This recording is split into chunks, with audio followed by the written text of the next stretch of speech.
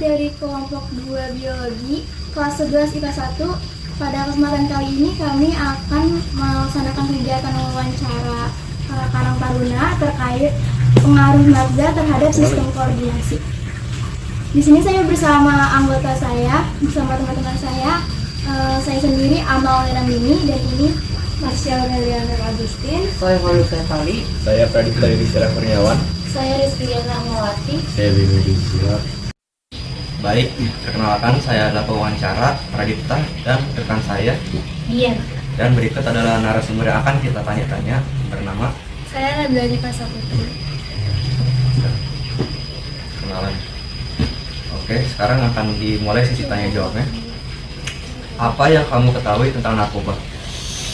Setahu saya narkoba itu semacam zat atau obat-obatan yang berbahaya bagi tubuh dan membuat kita atau penggunanya itu kecanduan, terus mengubah pola pikir dan perilaku.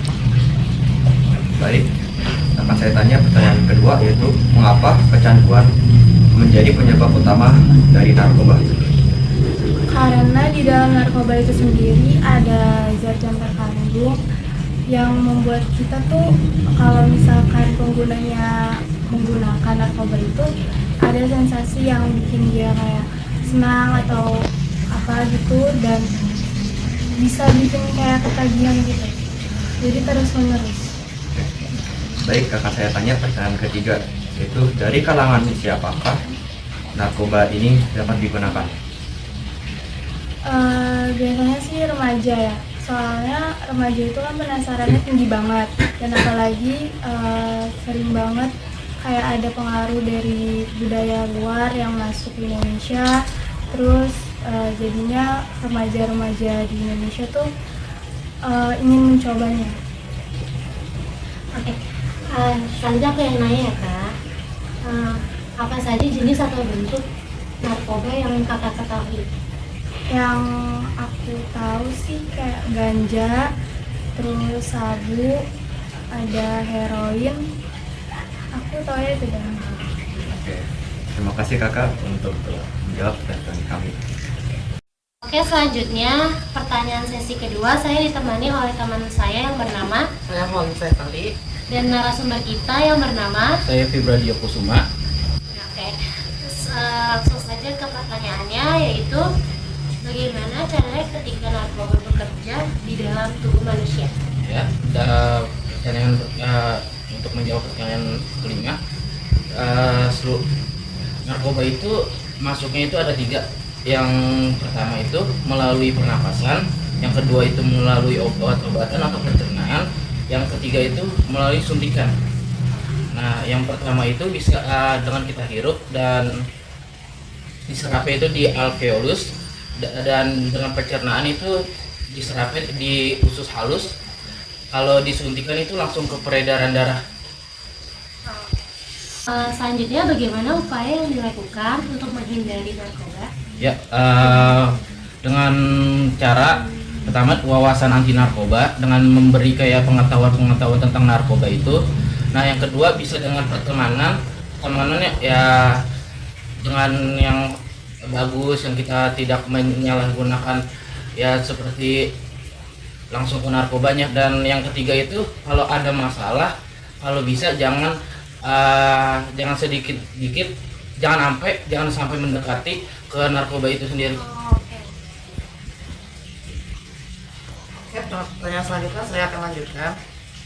Menurut abang sendiri ini narkoba jenis apa sih yang paling berbahaya bagi kesehatan tubuh manusia? Kalau narkoba itu ada 3 golongan. Yang pertama itu golongan 1, golongan kedua, golongan ketiga.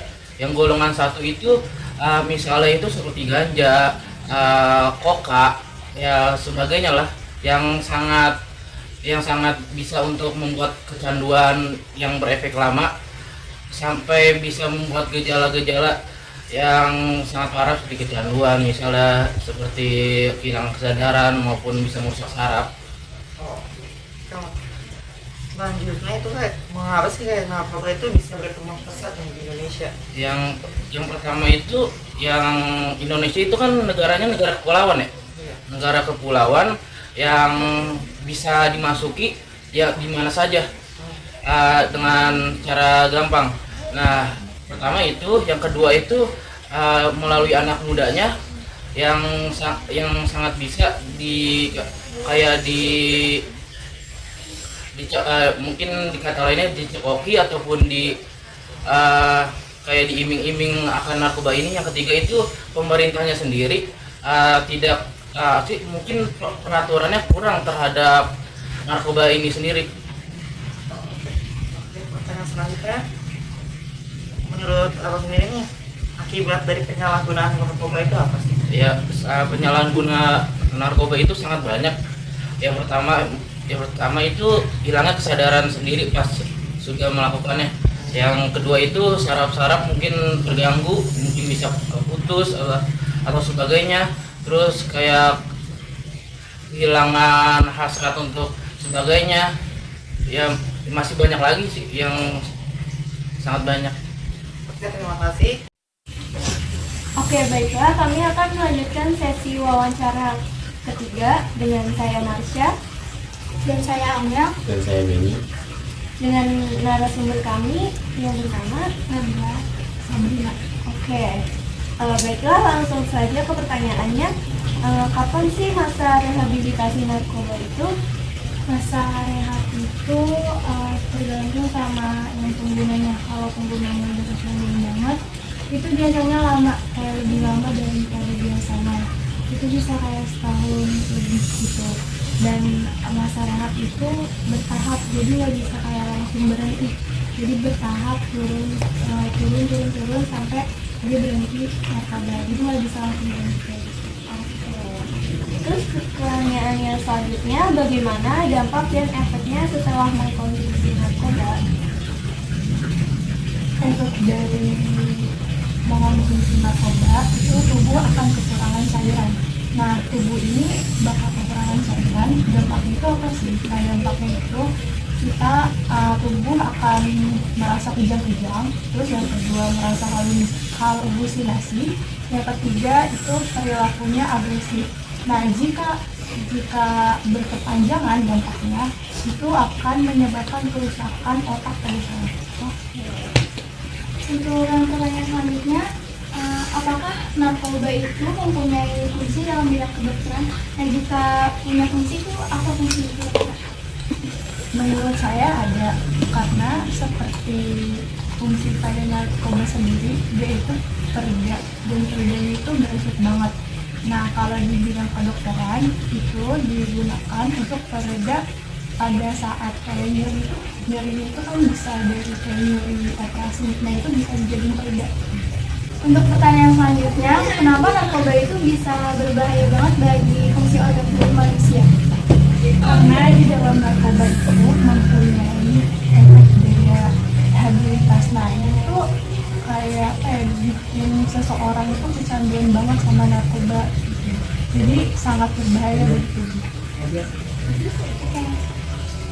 Oke, pertanyaan selanjutnya, apakah pengguna atau pecandu narkoba bisa disebabkan dari faktor genetik? Menurut saya bisa jadi karena misalnya nih orang tuanya atau saudaranya ini candu atau pemakai narkoba. Nah, berarti kan di lingkungan dia tuh ada yang pemakai narkoba. Nah, dia bisa jadi aja ikut-ikutan buat memakai narkobanya juga. Dan pertanyaan berikutnya, menurut kakak bagaimana cara generasi milenial menumbuhkan kesadaran terhadap bahaya penyalahgunaan narkoba?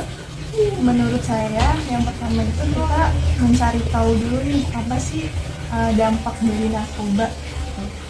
Di sekolah juga pasti kita diajarin kan dampak dari narkoba itu apa.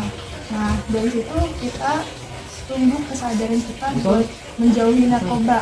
Selain itu kita juga kayak memilih lingkungan pertemanan yang baik atau yang buruk gitu. Misalnya yang buruk kita jauhkan agar kita nggak terhindar dari narkoba. Baik, sudah sesuai wawancara kami pada hari ini. Terima kasih kepada Karang Taruna Irmada dari Cinangka yang sudah berkenan menjadi narasumber kami. Kami akhiri. Assalamualaikum warahmatullahi wabarakatuh. There's not much to do when all I can is thinking about you.